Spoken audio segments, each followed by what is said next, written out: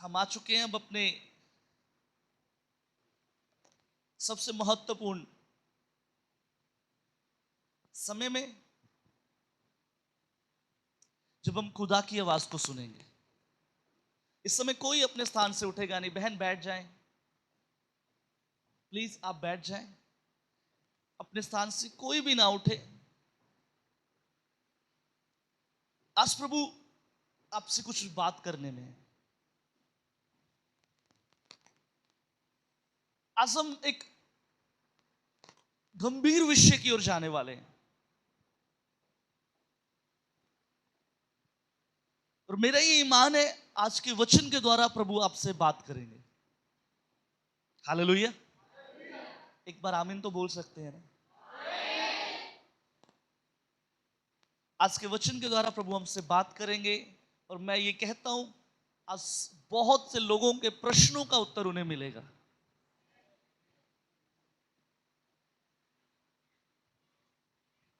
जब जब हम प्रभु के करीब जाते हैं ना, जब जब हम प्रभु के नजदीक जाते हैं, प्रभु हमें सिखाते हैं। प्रभु हमें सिखाते हैं, वो हमें बताते हैं। जब किन्हीं कारणों को प्रभु से पूछते हैं, प्रभु उन कारणों को हमारे ऊपर प्रकट करते हैं। कुछ बातें जो शायद हमें लगता है ये वैसे ही हो रही हैं, लेकिन उनके पीछे भी एक कारण है।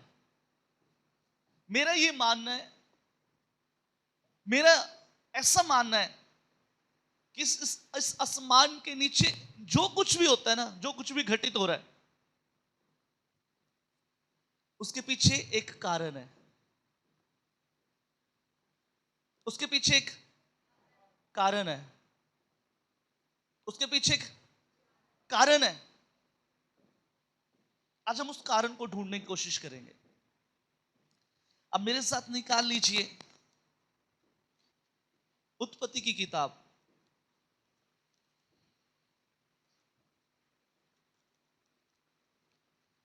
उसके 16 अध्याय को।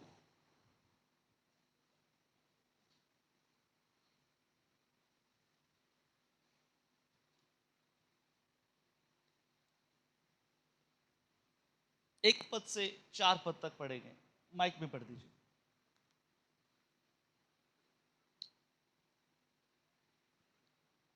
अब्राम की पत्नी सारे के कोई संतान ना थी। उसके हाजिरा नाम की एक मिस्री दासी थी। सारे ने अब्राम से कहा, देख, यहोवा ने तो मेरी कोख बंद कर रखी है, इसलिए मैं तुझसे विनती करती हूँ कि तू मेरी दासी के पास जा। संभव है कि मेरा घर उसके द्वारा बस जाए। सारे की यह बात अब्राम ने मान ली। इसलिए जब अब्राम को कनान देश में रहते 10 वर्ष बीत चुके, तब उसकी स्त्री सारे ने अपनी मिस्री दासी हाजिरा को लेकर अपने पति अब्राम को दिया कि वह उसकी पत्नी हो। वह हाजिरा के पास गया और वह गर्भवती हुई। बस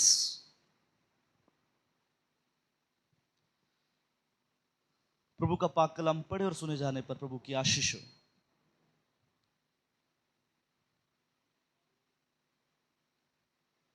आज हमने एक बाइबल की सच्ची घटना के बारे में पढ़ा है। बड़े ध्यानपूर्वक आज के वचन को आपने सुनना है। बड़े ध्यान से आज के वचन को अपने जीवन के अंदर लेना है।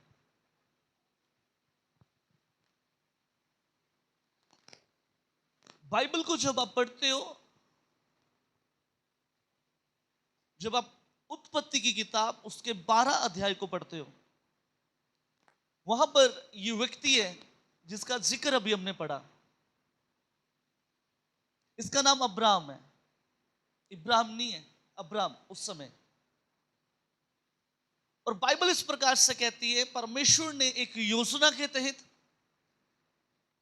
और एक छोटी नहीं, एक बड़ी योजना के तहत परमेश्वर ने इसको आवाज दी, इसको बुलाया। और यहां तक प्रभु ने कहा, तू अपने पिता के घर को, अपने कुटुंबियों को छोड़, जिस देश में मैं तुझे लेकर जाता हूं, यहां तक कि परमेश्वर ने उसे रास्ता नहीं, एड्रेस नहीं दिया, कोई उस देश के बारे में नहीं बताया, लेकिन कहा जिस देश में मैं तुझे लेकर जाता हूं वहां पर चल, उस देश में जा।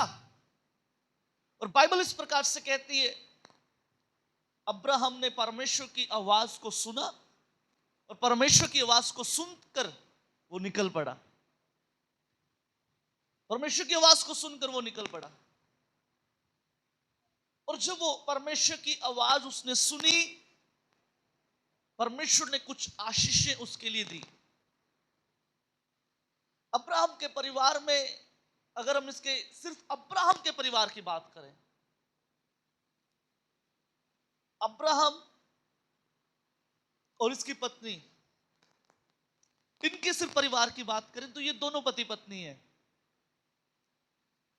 हम अब्राहम के इतिहास को जानते हैं, हम अब्राहम के परिवार के बारे में कई बार हमने सुना है, कई प्रभु के श्रेष्ठ से श्रेष्ठ, उत्तम से उत्तम दासों के द्वारा हमने इसके बारे में सुना होगा। इस व्यक्ति के पास संतान नहीं थी, इस व्यक्ति के पास औलाद नहीं थी, इस व्यक्ति के पास संतान की कमी थी। और बाइबल कहती है जब ये वहां से निकला, 12 अध्याय को एक बार पढ़ दीजिए, 12 अध्याय में आ जाइए, उसकी 2 आयत से आप 4 आयत तक पढ़ दीजिए।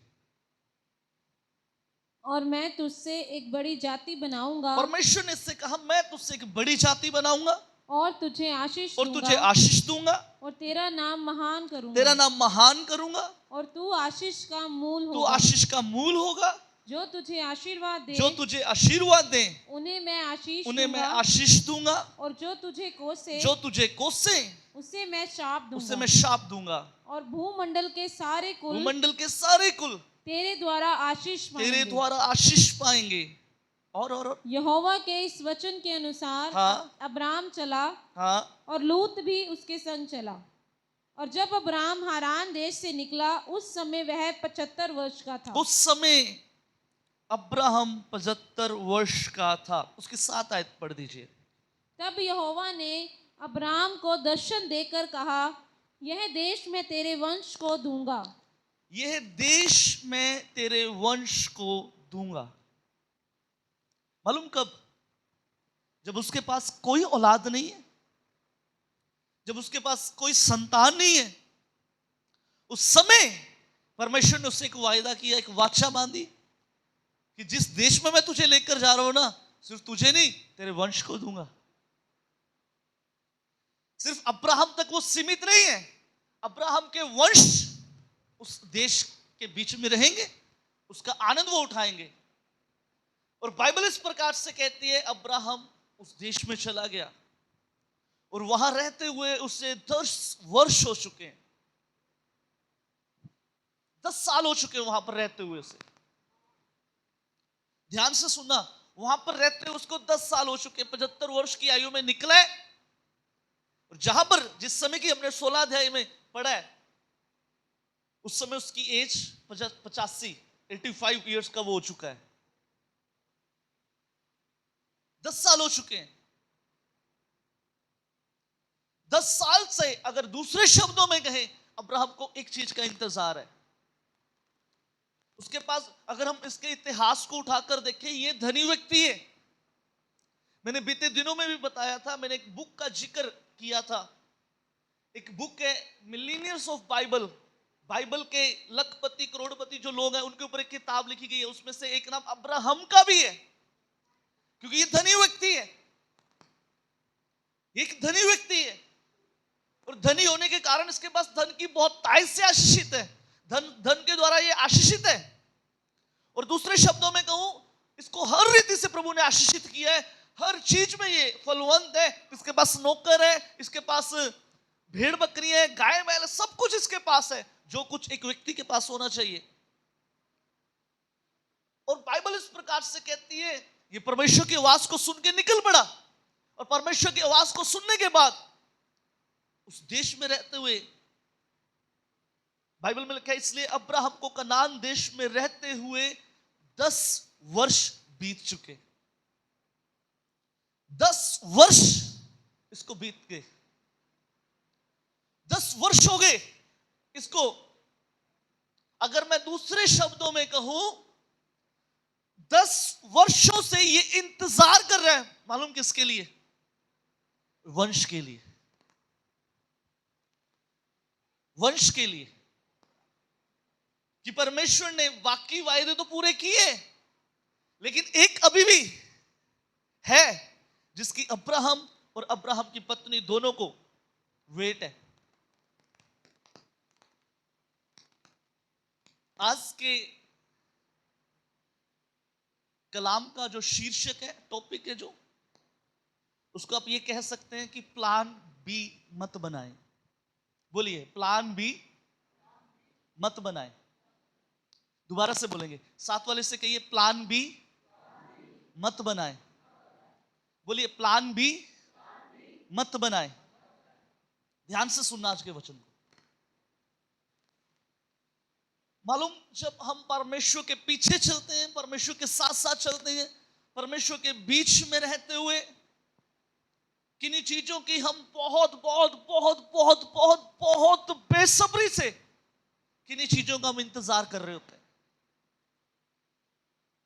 किन्हीं चीजों का हम बड़ी बेसब्री से इंतजार करते हैं कि शायद वो आशीष हो सकती है, शायद वो हमारे फाइनेंशियल क्राइसिस दूर होने का इंतजार है, शायद वो हम एक स्ट्रगल में है, उस स्ट्रगल के खत्म होने का इंतजार है, शायद वो अब्राहम की तरह एक औलाद की आशीष हो सकती है, शायद एक घर लेने की आशीष हो सकती है, शायद कुछ भी आप अपने हिसाब से जिस परिस्थिति में से आप गुजर रहे हैं उसको जोड़ सकते हैं इसके साथ।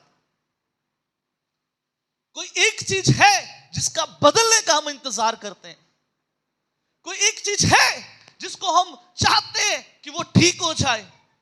शायद वो हमारे घर के हालात हो सकते हैं, शायद वो हमारी घर की परिस्थितियां हो सकती हैं, शायद वो हमारे पति पत्नी के रिश्ते हो सकते हैं। कुछ एक है जिसको हम ठीक होने के इंतजार करते हैं और बड़ी बेसब्री से इंतजार कर रहे होते हैं, बड़ी बेसब्री से इंतजार करते हैं। अब्राहम की तरह हम हर रोज उठते हैं, हर रोज इस बात की हमारे जीवन के अंदर एक चाहना रहती है, हमारे लिए वो द्वार कब खुलेंगे, हमारे लिए वो आशीषों के रास्ते कब खुलेंगे, हमारे लिए वो बरकत के रास्ते कब खुलेंगे। हम इंतजार करते हैं, इंतजार करते हैं, इंतजार करते हैं, इंतजार करते करते करते करते करते करते कई बार एक लंबा अरसा हो जाता है, एक लंबा समय निकल जाता है। एक लंबा अरसा होने के कारण मालूम हम पता क्या करते हैं, हम परमेश्वर की योजनाओं के ऊपर शक करना शुरू कर देते हैं। अगर दूसरे शब्दों में कहूं, हमें ये कई बार इस रीति से महसूस होना शुरू हो जाता है, शायद परमेश्वर हमारी प्रार्थनाओं को सुन नहीं रहा। एक और शब्द मैं बोलना चाहता हूं, शायद जो प्रार्थना मैं इस समय कर रहा हूं,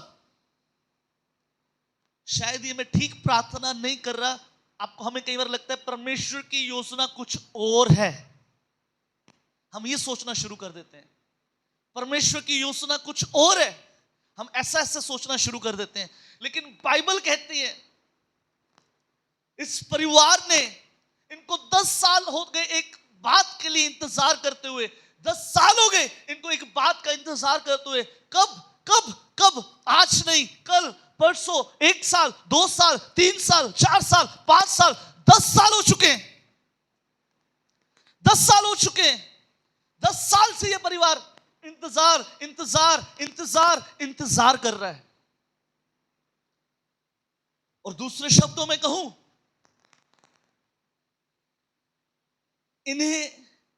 इन्होंने ये सोचना शुरू कर दिया है कि अब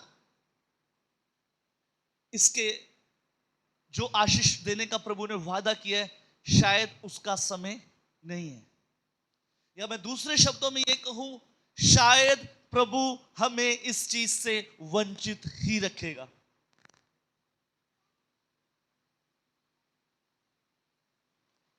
बाइबल को पढ़ते हैं, 16 की 2 आयत में लिखा है, सारे ने अब्राम से कहा, देख यहोवा ने मेरी कोख बंद कर रखी है, इसलिए मैं तुझसे विनती करती हूं कि तू मेरी दासी के पास जा।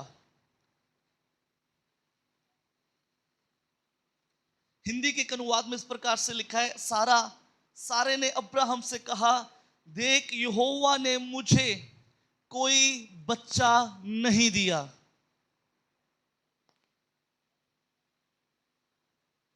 शब्दों को समझने की कोशिश करना, शब्दों को समझने की कोशिश करना।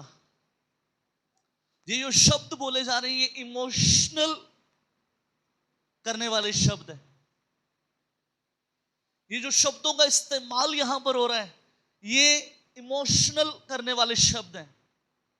एक स्थान पे लिखा है, देख यहोवा ने तो मेरी कोख बंद कर रखी है। यहोवा ने तो मेरी कोख बंद कर रखी है। लेकिन एक हिंदी के अनुवाद में इस प्रकार से लिखा है, देख यहोवा ने मुझे कोई बच्चा नहीं दिया, इसलिए मेरी दासी को रख ले, मैं उसके बच्चे को अपना बच्चा मान लूंगी।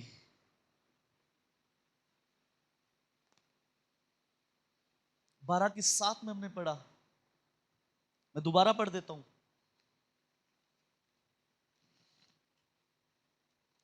पढ़ दीजिए 12 की 7 अगर आपको मिल गया।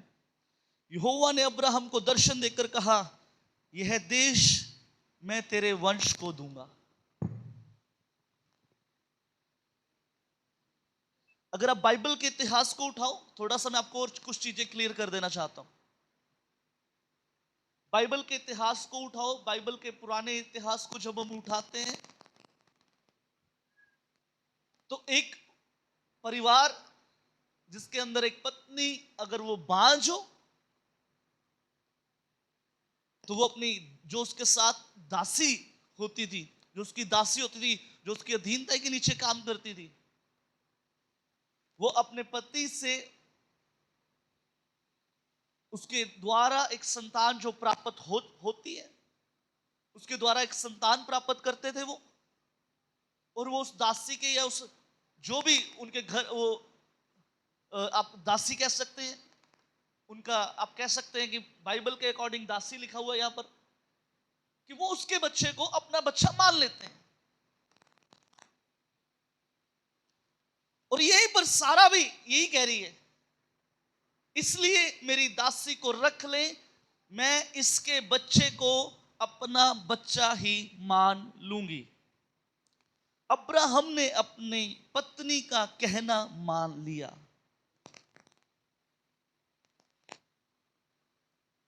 ध्यान से सुनना, परमेश्वर की योजना कुछ और है, परमेश्वर कुछ और कहते हैं, परमेश्वर कुछ और योजना बनाकर रखे हुए हैं। हमने बाइबल को पढ़ा है, बाइबल में लिखा है परमेश्वर ने उससे कहा, मैं ये देश तेरे वंश को दूंगा। ये परमेश्वर की योजना है, ये प्लान ए है, आप ये कह सकते हैं। ये पहली योजना है जो परमेश्वर के द्वारा बनाई गई है। आप इसको बोल सकते हैं ये प्लान ए है। लेकिन कई बार जब परमेश्वर की बातें, वो भविष्यवाणियां, वो बातें, वो वाचाएं जो प्रभु हमारे लिए करते हैं, जब उनको पूरा होते हुए हम नहीं देख पाते, या हम दूसरे शब्दों में कहें जब उनमें डिले होता है, मालूम हम क्या करते हैं, हम प्लान बी बना लेते हैं। इस परिवार की तरह हम अपनी योजना बना लेते हैं। हम प्रभु की योजना के बीच में खड़े नहीं रहते। हम प्रभु ने जो वाचा बांधी है, प्रभु ने जो वायदा किया है, हम उस योजना के अंदर खड़े नहीं रहते। हम उस योजना के ऊपर शक करते हैं, और जब पूरा होता हुआ नहीं दिख रहा, जब आसपास के लोगों की बातों को सुनते हैं, लोग कुछ कुछ कहते हैं, कुछ कुछ बोलते हैं, कुछ कुछ हमारे लिए कहते हैं, उस समय हम एक योजना बना लेते हैं जिसको प्लान बी कहते हैं, और वो हमारी खुद की योजना होती है। वो हमारी खुद की योजना होती है, वो हमारी खुद की योजना है। एक परिवार हमारे पास आया, उस परिवार के पास बच्चे की आशीष नहीं, उस परिवार के पास बच्चे की आशीष नहीं। और हमने उनके लिए प्रार्थना करी, और मैंने उनको कहा परमेश्वर के लिए कुछ भी मुश्किल नहीं है, परमेश्वर के लिए कुछ भी मुश्किल नहीं है। और वो थोड़े समय बाद मेरी वाइफ को फोन करके कहते हैं हम टेस्ट ट्यूब बेबी का सहारा ले लें। ये प्लान बी है, ये प्लान बी है। हम आईवी का सहारा ले लें। मैं आपको बताना चाहता हूं, बाइबल इस प्रकार से कहती है, जब आप गिनती की किताब पढ़ते हो वहां पर इस प्रकार से लिखा है, वो इंसान नहीं है कि वो झूठ बोले, ईश्वर मनुष्य नहीं कि वो झूठ बोले, और ना ही वो अपने वादा अपनी बात कहकर पछताए। मालूम कई बार जब चीजें डिले होती हैं, चीजें देरी से होती हैं, हम फटाफट अपनी योजना को साथ में ऐड कर लेते हैं और हम अपनी योजना को परमेश्वर की योजना समझना शुरू कर देते हैं। ये यही कह रही है इस समय, सारा यही कह रही है, मैं उस दासी के द्वारा जो संतान पैदा होगी मैं उसके बच्चे को अपना बच्चा मान लूंगी। लेकिन परमेश्वर की योजना ये नहीं है। परमेश्वर की योजना कुछ और है। परमेश्वर कुछ और कहते हैं। परमेश्वर ने कुछ और कहा है। एक स्थान पर अब्राहम परमेश्वर से सवाल करता है, परमेश्वर तूने मुझे सब कुछ आशीष दी है, क्या मेरे इन आशीषों का अधिकारी ये मेरा दास एलियाजर होगा? प्रभु ने उससे कहा नहीं नहीं नहीं नहीं, तेरी अपनी संतान वो इन सब आशीषों की अधिकारी होगी। वो तेरे सब चीजों के ऊपर अधिकार करने वाली तेरी अपनी संतान होगी। परमेश्वर कुछ और कहते हैं, प्लान कई बार हम कुछ और बना लेते हैं, हम योजना कुछ और बना लेते हैं। हमारे पास हमेशा प्लान भी होता है, उस चीज में से निकलने के लिए प्लान भी होता है।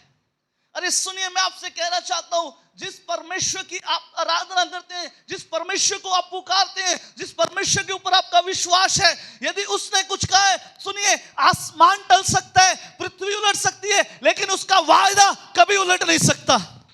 उसका वायदा कभी नहीं उल्टेगा। उसने जो कहा है वो 110% पूरा हो जाएगा। लेकिन काम मालूम क्या करना है? हमें मालूम क्या करना है? हमें टिके रहना है। अगर उसने कहा ना आपकी किडनी ऐसी ठीक हो जाएंगी, मत अपने मुंह से अंगीकार कीजिए कि ट्रांसप्लांट होगा। सुनिए, मैं कहता हूं यीशु के नाम से, वो मुर्दा हड्डियों के अंदर जान डालने वाला है। आपको प्लान बी बनाने की जरूरत नहीं है। आपको प्लान बी बनाने की जरूरत नहीं है। सुनिए, वो आपकी किडनियों के अंदर जान डालने के लिए सामर्थ्य है। मत कहिए अपने मुंह से कि ट्रांसप्लांट होगा। सुनिए, आप कुछ प्लान बी को मत बनाएं, आप प्लान ए में खड़े रहें। आप अब्राहम सारा की तरह प्लान बी को मत बनाएं। वो परमेश्वर की योजना नहीं है। परमेश्वर की योजना है आपका अपना, आपके कोख से पैदा हुआ वो आपकी चीजों का उत्तराधिकारी बनेगा। Hallelujah, hallelujah. हमारे पास प्लान बी होता है। हमारे पास प्लान बी होता है। हमारे पास प्लान बी होता है।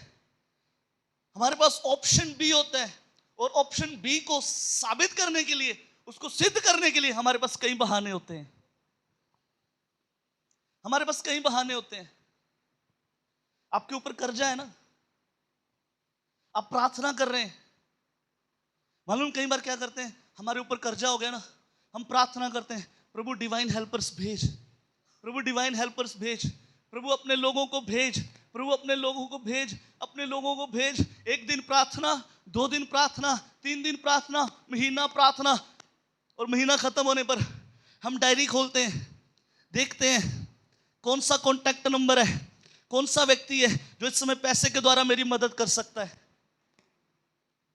हम फटाफट डायरी खोलते हैं, प्रार्थना कर रहे हैं, प्रभु डिवाइन हेल्पर्स को भेज, प्रभु डिवाइन हेल्पर्स को भेज, प्रभु डिवाइन हेल्पर्स भेज। प्रार्थना खत्म होते ही फोन के कॉन्टैक्ट देखना शुरू कर देते हैं, कौन सा व्यक्ति है जिसको मैं फोन करूं और वो आकर मेरी मदद करे। हम प्लान बी साथ में रखते हैं। प्रार्थना कर रहे हैं, प्रार्थना कर रहे हैं, प्रार्थना कर रहे हैं।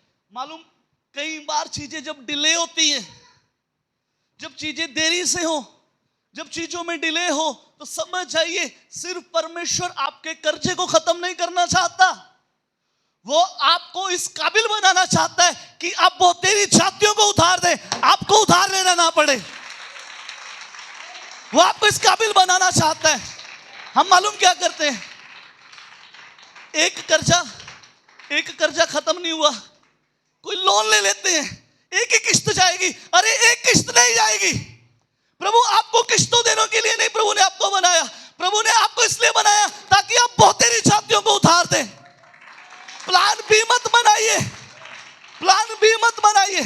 अपनी योजना को साथ में मत रखिए, अपनी योजना को साथ में मत रखिए, अपनी योजना को साथ में मत रखिए, अपनी योजना को साथ में खड़ा मत करें। अरे परमेश्वर के सामने अगर आप प्रार्थना कर रहे हैं, आप टिके हुए हैं, एक दिन में नहीं होगा, शायद आज ना हो, कल ना हो, परसों ना हो, चौथ ना हो, एक दिन जरूर हो जाएगा। मालूम बीते दिनों में पास्टर अरुल थॉमस लुधियाना में आए, उन्होंने एक प्रचार के अंदर एक बात को बोला, उन्होंने प्रचार के अंदर एक बात को बोला, कहीं तो कुछ हो रहा है। हालेलुया।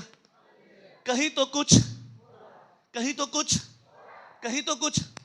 उन्होंने प्रचार के अंदर बोला, जब आप प्रार्थना कर रहे हैं, सुनिए, जब आप प्रार्थना करें प्रभु कर्जा है, कर्जा है, कर्जा है, कर्जा है, इतने पैसे चाहिए, इतना कर्ज है, इतने पैसे चाहिए, सुनिए, शायद आपको दिखाई ना दे, शायद आपको दिखाई ना दे, लेकिन प्रभु कहीं ना कहीं किसी व्यक्ति को आपके लिए खड़ा कर रहा है, वो उसके मन में डाल रहा है, जा उस व्यक्ति के पास जा और उसकी मदद करके आ। Hallelujah, hallelujah. हम अपनी मर्जी करते हैं, हम अपनी मर्जी करते हैं। बाइबल के अंदर एक बहन है जिसका नाम एस्तर है। बाइबल के अंदर इस बहन का नाम, जिसका नाम मैंने बताया कि एस्तर है। जब आप एस्तर की किताब को पढ़ते हो, जब आप एस्तर की किताब को पढ़ते हो, बाइबल में लिखा है परमेश्वर की एक योजना के तहत एस्तर राजभवन में पहुंचाएगी। मैं बहुत जल्दी जल्दी बता देता हूं। ये राजभवन के बीच में पहुंचाई गई, एक बड़ी योजना के तहत, एक बड़ा प्लान के तहत, एक राज घर के अंदर एक राजभवन में पहुंचाएगी, और ये पटरानी बन गई, ये पटरानी बन गई। और इतनी देर में क्या हुआ, एक व्यक्ति जिसका नाम हमान है, जिस व्यक्ति का नाम हमान है, हमान ये यहूदियों से नफरत करने लगा, यहूदियों से नफरत करने लगा। और इसकी नफरत का जो सबसे मुख्य कारण बना वो मोर्दके बन गया। वहां से शुरुआत हो गई।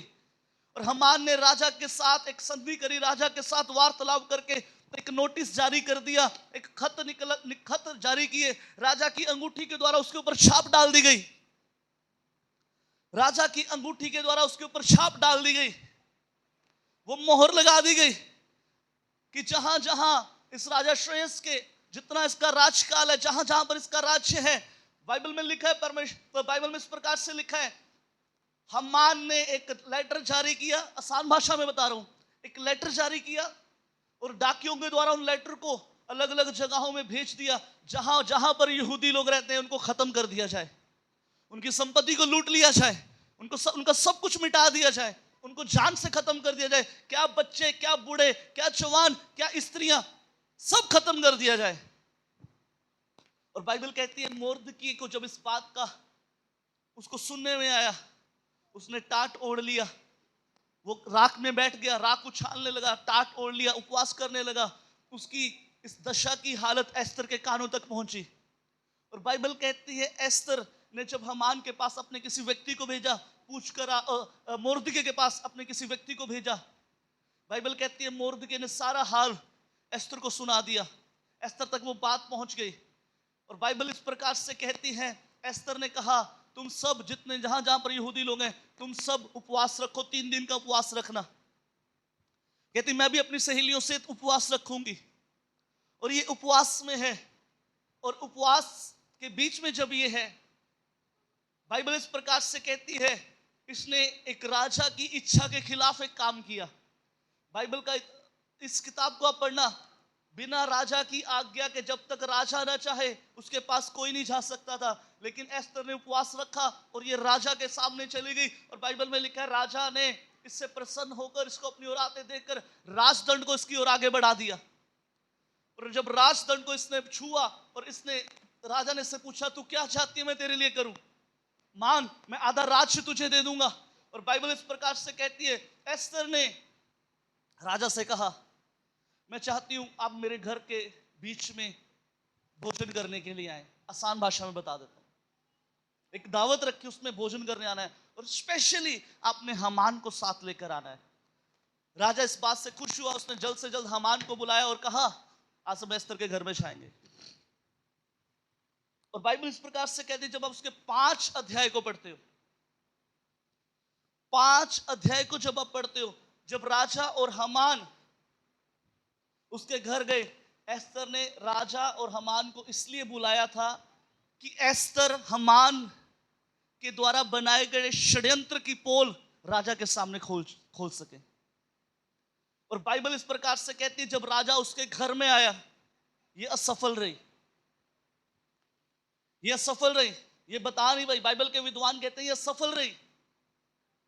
पहले दिन ये असफल रही। और मैं जब इस बात को पढ़ता हूं, एक पत्र जारी हो चुका है, पूरे यहूदी लोग खत्म कर दिए जाएं। ध्यान से सुनना, एक पत्र जारी किया गया, पूरे यहूदी लोग खत्म कर दिए जाएं। क्या बच्चे, क्या बूढ़े, क्या स्त्रियां, क्या जवान, सब कुछ खत्म कर दिया जाए। और बाइबल इस प्रकार से कहती है, ये उपवास में है। इन्होंने उपवास रखा। एस्तर प्रार्थना कर रही है, प्रार्थना कर रही है, उपवास रखे हुए, प्रार्थना कर रही है, प्रार्थना कर रही है। और मालूम, एक योजना बनाएगी। एक योजना मालूम क्या थी?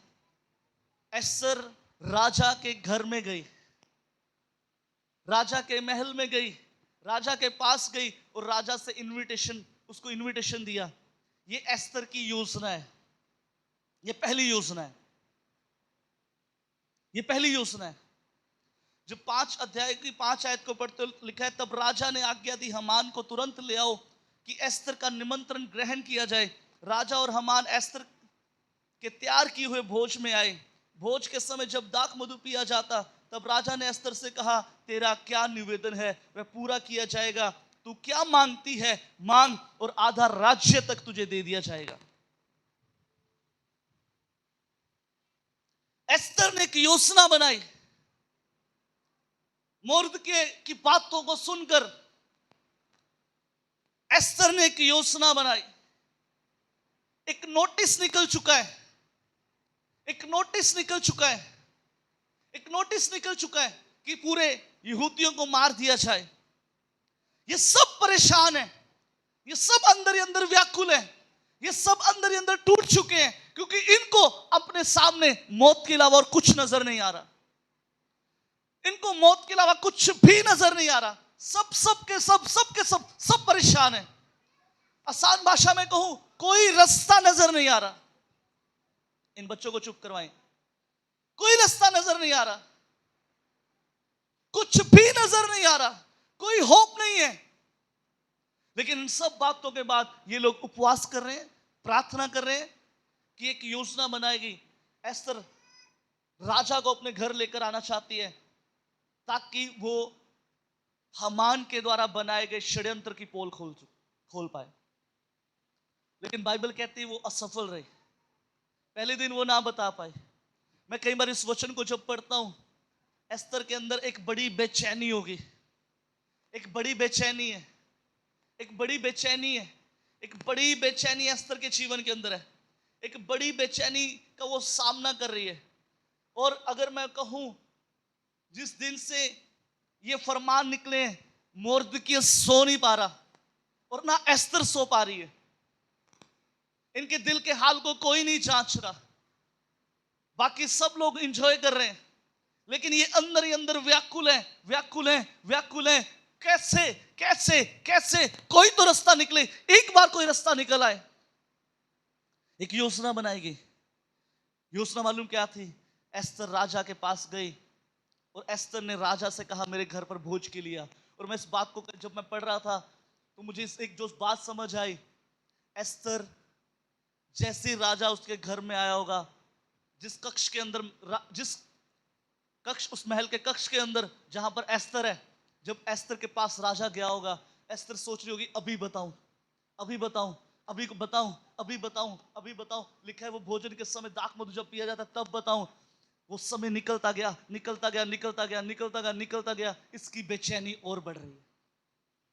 जैसे जैसे समय निकल रहा है बेचैनी बढ़ रही है। जैसे जैसे दिन बीत रहे हैं हमारी बेचैनी कहीं और बढ़नी शुरू हो जाती है। जैसे जैसे समय बीतता जाता है हमें लगता है कुछ ठीक नहीं हो रहा, कुछ ठीक नहीं हो रहा, कुछ ठीक नहीं हो रहा, हालात सुधरने दे, आज सोल्यूशन निकल जाए, अब सोल्यूशन निकल आए, अब सोल्यूशन निकल आए, लेकिन कुछ नजर नहीं आता, कुछ होता हुआ नजर नहीं आता। मालूम, एस्तर की बेचैनी बढ़ गई, एस्तर की बेचैनी बढ़ गई। और एस्तर से जब राजा ने पूछा, जब देखा, एस्तर ने देखा समय निकल चुका है, एस्तर ने दबे शब्दों में कहा होगा कल फिर से आ जाना, कल फिर से आ जाना। लेकिन ये जब यहां से निकले रास्ते में फिर मोर्दके दिखाई दिया हमान को, और हमान की पत्नी और हमान के कुछ दोस्तों ने मिलकर हमान को एक सलाह दी, इससे पहले यहूदी लोग खत्म किए जाएं, आज की रात ही एक फांसी का खंबा बना, 50 हाथ ऊंचा यानी कि 75 फीट ऊंचा एक फांसी का खंबा बना। बाकी सबको तो बाद में देखेंगे, सबसे पहले मोर्दके को लटका दिया जाए। अब सुनिए, एक बात बड़े ध्यान से सुनना, मौत का फरमान तो निकल ही चुका है, मौत तो पक्की है, लेकिन मोर्दके को यह नहीं मालूम कि अब उसके लिए एक और योजना बना दी गई है, एक और षड्यंत्र उसके लिए रच दिया गया है, एक और षड्यंत्र रच दिया गया है। और लेकिन हुआ मालूम क्या? बाइबल इस प्रकार से कहती है एस्तर बेचैन होगी। बाइबल में ऐसा लिखा नहीं, मेरा ऐसा मानना है। इधर से एस्तर सो नहीं पा रही, उधर से मोर्दके सो नहीं पा रहा, इधर से एस्तर सो नहीं पा रही, मोर्दके सो नहीं पा रहा, कुछ होता हुआ नजर नहीं आ रहा, कुछ भी ठीक नहीं है। अंदर अंदर घुटे जा रहे हैं, अंदर अंदर मरे जा रहे हैं। हर रोज आंख बंद करते हैं तो मौत दिखाई देती है, आंख बंद करते हैं विपरीत हालात दिखाई देते हैं, आंख बंद करते हैं कुछ भी नजर नहीं आ रहा। कभी इधर करवट ले रहे हैं, कभी उधर करवट ले रहे हैं। कई बार इन्होंने अपने आंसुओं से अपने तकियों को भिगोया होगा, कई बार इन्होंने कुछ कुछ चीजें, इनकी एक एक सेकंड निकलना इनके लिए मुश्किल हो रहा है।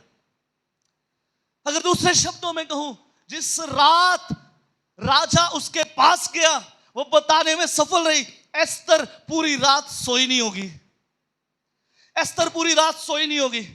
अब सुनिए, इधर से मोर्दके सो नहीं पा रहा, इधर से एस्तर की नींद खराब है, एस्तर के अंदर एक बेचैनी है, मोर्दके सो नहीं पा रहा है, एस्तर के अंदर बेचैनी है। लेकिन हो मालूम क्या रहा है, हो मालूम क्या रहा है?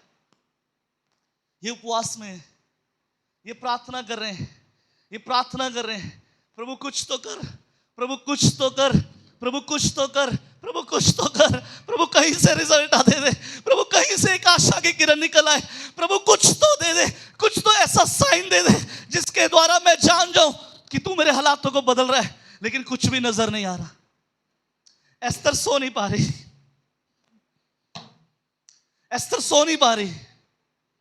आज जो जिन हालातों में से शायद आप निकल रहे हो, रात को शायद आप सो नहीं पाते होंगे, शायद आपको लगता है कुछ बदल नहीं रहा, शायद आपको लगता है कुछ हो नहीं रहा, आपको लगता होगा कुछ ठीक नहीं हो रहा, आपको लगता होगा ये हालात नहीं बदलेंगे। लेकिन मैं आपको बताऊं, एस्तर सो नहीं पा रही। बाइबल कहती है एस्तर सो नहीं पा रही, एस्तर सो नहीं पा रही। जब जब रिपोर्ट्स खराब आती हैं, आप रात को सोते हैं, तब तब आपको अपना अंत दिखाई देता है। जब जब पारिवारिक हालात विपरीत होते हैं, हमें अपना अंत दिखाई देता है। हमें लगता है प्रभु कुछ नहीं कर रहा, हमें लग रहा है शायद कोई होप नहीं है, हमें लगता है कुछ सीख नहीं हो रहा। लेकिन मैं आपसे कहना चाहता हूं, आप प्रार्थना में आप टिके रहिए, आप प्रार्थना में आप टिके रहिए, अपनी योजना बनाइए मत, आप उस योजना में खड़े रहिए जो परमेश्वर ने आपको पहली योजना दी है। वो मनुष्य नहीं कि अपनी बात कर कर पछताए, ना ही वो आदम के द्वारा पैदा होगी वो झूठ बोले। उसने जो ठान लिया वो होगा, उसने आपको कहा आपका वंश होगा तो होगा। सुनिए, आज शायद आप रात को सो नहीं पा रहे, आपको कुछ होता हुआ नजर नहीं आ रहा, शायद आपको लगता है ये ठीक नहीं हो रहे, शायद आपको लगता है परिस्थितियां बदल नहीं रही। इधर से एस्थर सो नहीं पा रही, उधर से मोर्दके सो नहीं पा रहा। हुआ मालूम क्या, जो पहली रात जब राजा उसके कमरे से बाहर निकला होगा, एस्थर की बेचैनी और बढ़ गई है, और बढ़ गई है। हाथ से निकल गया मौका, हाथ से मौका निकल गया, अब कुछ नहीं होगा। लेकिन सुनिए, मैं आपसे कहना चाहता हूं, जो करवटे आप रात को अपने बिस्तर पर लेते हैं, जिन आंसुओं से आप अपने तकिए को भिगोते हैं, सुनिए, बाइबल कहती है एस्थर सो नहीं पा रही, एस्थर की बेचैनी बढ़ी है, मोर्दके की बेचैनी बढ़ गई। हुआ मालूम क्या, 6 अध्याय को पढ़ते हैं। जब ये राजा एस्थर के घर से निकला, मोर्दके के लिए एक और विपरीत योजना खड़ी हो गई। जब मोर्दके सो नहीं पा रहा, एस्थर सो नहीं पा रही, और खतरनाक बात मालूम क्या है, ना एस्थर को मालूम है ना मोर्दके को मालूम है कि एक और षड्यंत्र बना दिया गया है। ना एस्थर को मालूम है ना मोर्दके को मालूम है कि एक और षड्यंत्र बना दिया गया है। ये दोनों सो नहीं पा रहे। हुआ मालूम क्या, 6 अध्याय की 1 आयत मैं आपके लिए पढ़ रहा हूं। उस रात राजा को नींद नहीं आई। Hallelujah, hallelujah. बाइबल कहती है उस रात राजा को नींद नहीं आई, उस रात राजा को नींद नहीं आई। सुनिए, आप कर्ज के नीचे हैं, आप किसी विपरीत हालात के नीचे हैं, आपके लिए परमेश्वर ने की योजना बनाई है, टिके रहे। प्रार्थना कर रहे हैं तो टिके रहे। योजना मत बनाइए, दूसरी योजना मत बनाइए, प्लान बी मत बनाइए। यदि रात को आप सो नहीं पा रहे, इधर एस्थर सो नहीं पा रही, एस्थर की नींद हराम हो गई है, एस्थर की नींद के अंदर बेचैनी है, और मोर्दके सो नहीं पा रहा। सुनिए, परमेश्वर ने राजा को भी सोने नहीं दिया। परमेश्वर राजा को भी सोने नहीं देगा। सुनिए, मैं आज आपसे कुछ कहना चाहता हूं। परमेश्वर, जब आपके आंसू परमेश्वर की हुजूरी में बहते हैं, सुनिए, परमेश्वर कुछ लोगों को आपके लिए तैयार कर रहा है। अगर आज रात आप नहीं सो पा रहे, सुनिए, कुछ लोग आपके लिए उठाए जा रहे हैं, कुछ लोग आपके लिए खड़े किए जा रहे हैं, कुछ लोग आपके लिए उठाए जा रहे हैं। अगर आपकी नींद खराब है ना, सुनिए, यदि आज आपकी नींद खराब हो रही है, यदि आपको लगता है ओ मेरी हालत को कोई नहीं समझता, सुनिए, अगर आज आप प्रभु के घर में हैं, मैं आपसे कहना चाहता हूं, प्रभु आपके हालातों को अच्छे से जानता है। आपके लिए कुछ लोग खड़े किए जा रहे हैं, आपके लिए कुछ लोगों को उठाया जा रहा है। हालेलुया। सुनिए, मैं आपसे कहना चाहता हूं, दूसरे शब्दों में कहूं, आप अपने प्लान बी मत बनाइए, कुछ अपने हिसाब से करने की कोशिश मत कीजिए। एस्थर ने कोई प्लान बी नहीं बनाया, उस रात एस्थर ने कोई प्लान बी नहीं बनाया। मैं ये कहता हूं, मेरा ये मानना है, जितना प्रभु ने अपने छोटे से दास को बाइबल का ज्ञान दिया है, मेरा ये ऐसा मानना है कि जिस रात राजा उसके कमरे से निकल गया होगा, एस्थर उस रात सोई नहीं होगी, उसने कोई और योजना नहीं बनाई, वो फिर से प्रभु की हजूरी में चली गई होगी, फिर से प्रभु के सामने कहती होगी, प्रभु आज असफल हो गई हूं, प्रभु आज मैं असफल हो गई हूं, प्रभु आज मैं फेल हो चुकी हूं। लेकिन सुनिए, एस्थर सो नहीं पा रही। परमेश्वर ने एस्थर, आसान भाषा में कहूं, एस्थर असफल नहीं हुई थी। परमेश्वर कुछ लोगों को तैयार कर रहा था एस्थर के लिए, मोर्दके के लिए, पूरी यहूदी कौम के लिए, ताकि जब वो लोग तैयार होंगे, जब उनके द्वारा फिर से फरमान निकलेगा, ये लोग विजय में हासिल हो गए, ये लोग विजय में दाखिल करेंगे। ये लोग, मैं आपसे कहना चाहता हूं, बाइबल के विद्वान कहते हैं एस्थर असफल नहीं थी, एस्थर असफल नहीं हुई, असल में परमेश्वर योजना बना रहा था।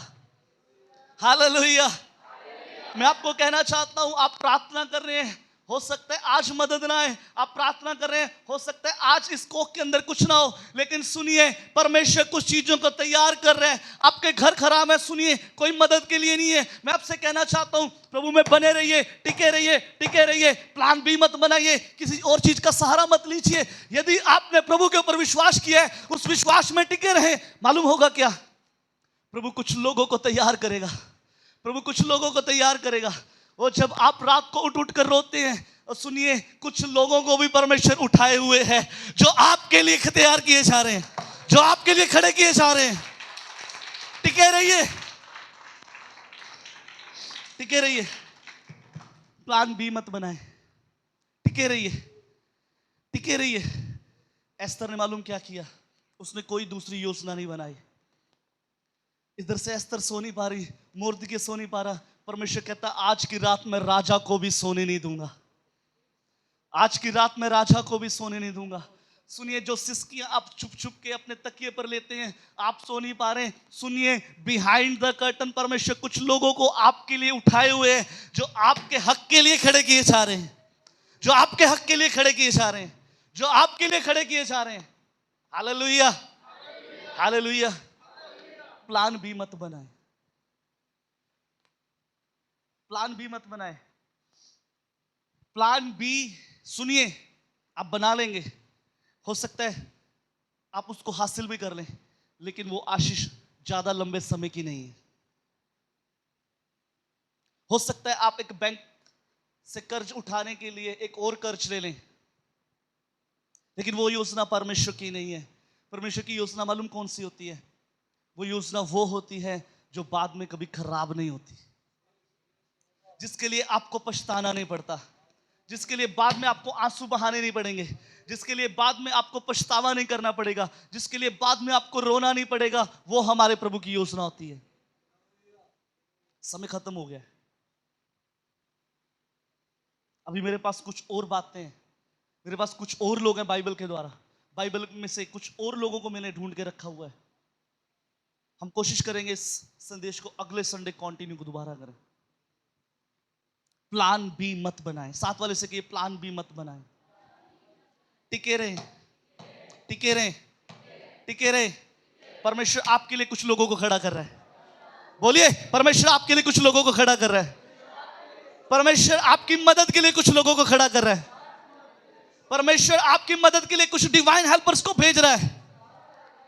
शायद आज नजर ना आए, शायद आज नजर ना आए, सुनिए, शायद आज नजर ना आए। अरे चिल्ला के बोलिए, शायद आज नजर ना आए, लेकिन एक दिन पूरी दुनिया को नजर आ जाएगा। परमेश्वर ने आपको कैसे छुटकारा दिया है। Hallelujah, hallelujah.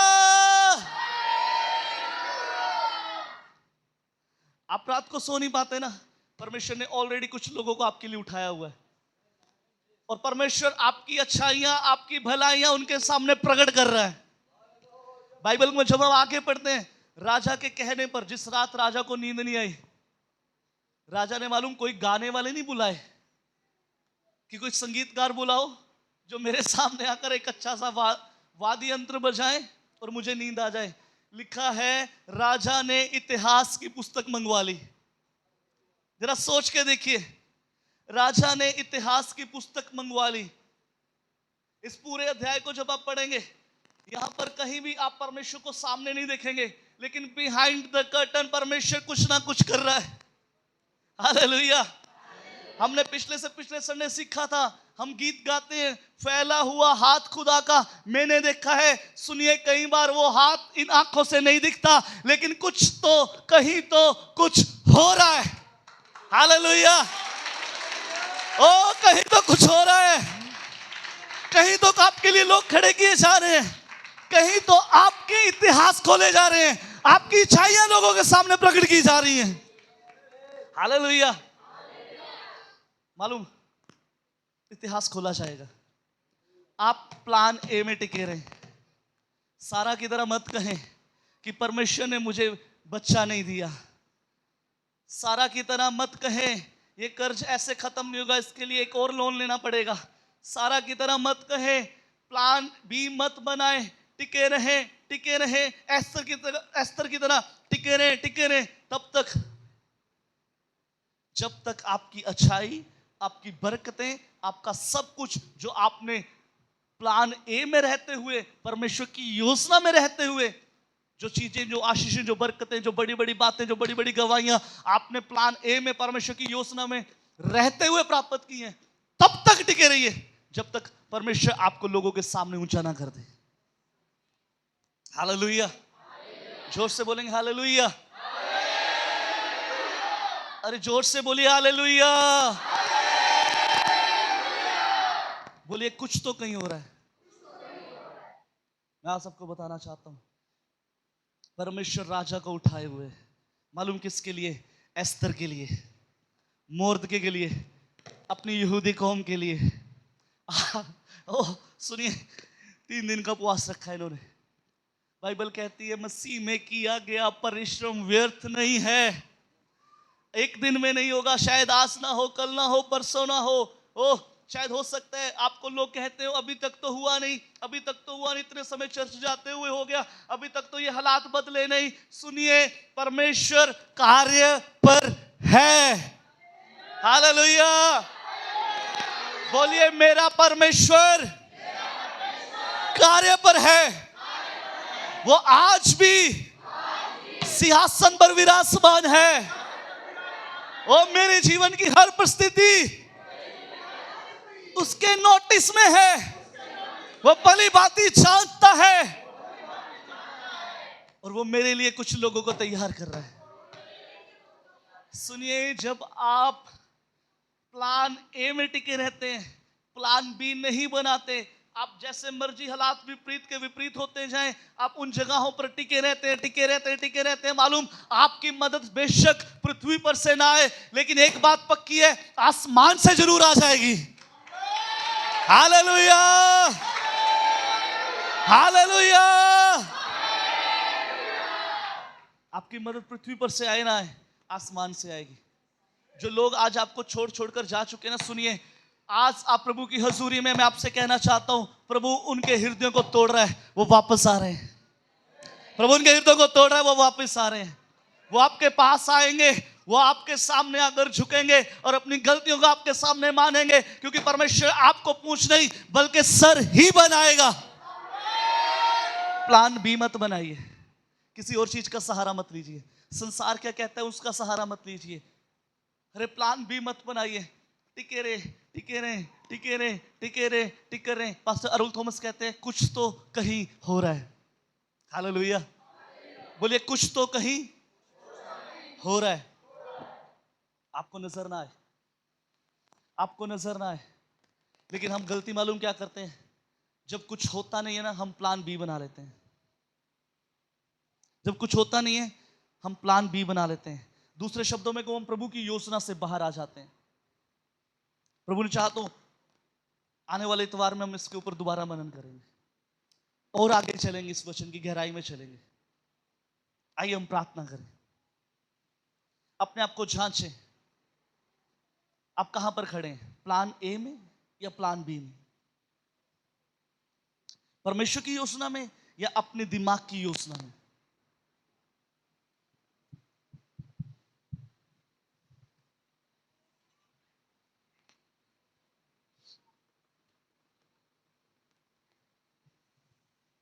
जांचिए। हो सकता है हमने कई बार अपनी मर्जी को किया। मेरे प्रियो, जब हम चीजें अपने बलबूते के ऊपर सही करने की कोशिश करते हैं, कई बार हम हार का सामना करते हैं। सुनिए, जिस परमेश्वर की आप आराधना करते हैं वो परमेश्वर भला है, वो धर्मी है। उसके वायदे हाँ और आमीन में पूरे होते हैं।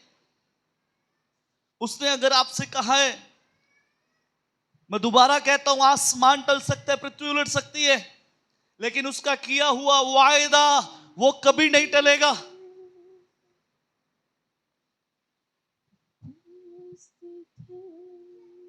वो कभी नहीं टलेगा, वो कभी नहीं टूटेगा। मैं दोबारा कहना चाहता हूं, वो आज भी सिंहासन पर विराजमान है। ऐसा कुछ भी टूटा हुआ नहीं है जो हमारा परमेश्वर ठीक ना कर सके। ऐसा कुछ भी टूटा हुआ नहीं है, ऐसे कोई हालात मरे हुए नहीं है जो हमारा परमेश्वर ठीक ना कर सके। ऐसे कोई भी हालात विपरीत नहीं है जो हमारा परमेश्वर ठीक ना कर सके। मेरे प्रियो, आज एस्तर की तरह टिके रहे। एक मौका चला गया, कोई बात नहीं, परमेश्वर उस रात राजा को सोने नहीं देगा। उस रात परमेश्वर राजा को सोने नहीं देगा। उस रात परमेश्वर राजा को जगाए हुए आपके लिए कुछ लोग आपके हक के लिए खड़े किए जा रहे हैं। हो प्रभु, मैं विनती करता हूं प्रभु जी, आज प्रभु इस कलाम को सुनने वाले, हो सकता है प्रभु जी किसी ने भी प्रभु आपकी योजना से बाहर आकर अपनी योजना बनाई हो, तो प्रभु आज हम में से हर एक को आप क्षमा करें। और प्रभु हमें ये अनुग्रह दें, हम एस्तर की तरह आपकी योजना में खड़े रहें। चाहे हालात विपरीत हो, चाहे परिस्थितियां विपरीत हो, चाहे आसपास कुछ होता हुआ नजर ना आए, उन हालातों के बीच में भी प्रभु हम अपने मुख को आपकी ओर करें, क्योंकि आपका वचन कहता है जितनों ने यहोवा की ओर देखा उन्होंने एक ज्योति को पाया और उनके मुख कभी भी काले नहीं होने पाए। प्रभु आज अनुग्रह दे, आज प्रभु अनुग्रह दे अपने लोगों को खुदावन खुदा। हमें प्रभु वो सब्र का आत्मा दे, हम टिके रहे, हम वेट करें, उचित समय का वेट करें। और प्रभु हम अपने लिए बड़े बड़े और अद्भुत रास्तों को प्रभु खुलता हुआ देखने पाए। प्रभु आज यहां पर बैठे तमाम लोगों को प्रभु हम आपके हाथों में देते हैं। प्रभु जी आपकी उपस्थिति का बादल